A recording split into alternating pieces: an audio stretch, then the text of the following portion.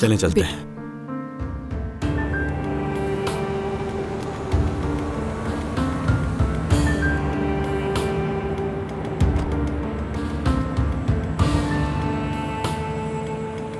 शुक्रिया। कैसे हो कैप्टन? मैं ठीक हूँ मिस्टर कमाल। उम्मीद है कि सफर अच्छा गुजरेगा। बहुत शुक्रिया आपका। सफर अच्छा गुजरे आपका। बहुत शुक्रिया रजा। मेरी गैर मौजूदगी में घर का ख्याल रखना। बेफिक्र रहे आप कमाल साहब। क्या वापसी में शलजम का चार ले आऊं?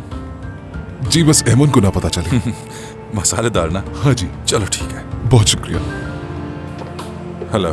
Hello sir.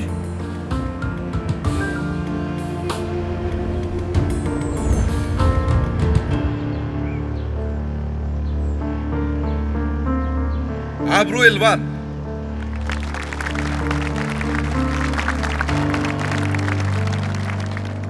इमरान जोशुन।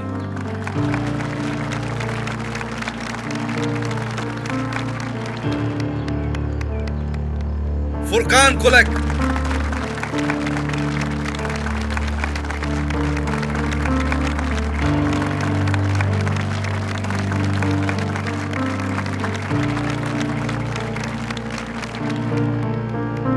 शाहिद गिलेक।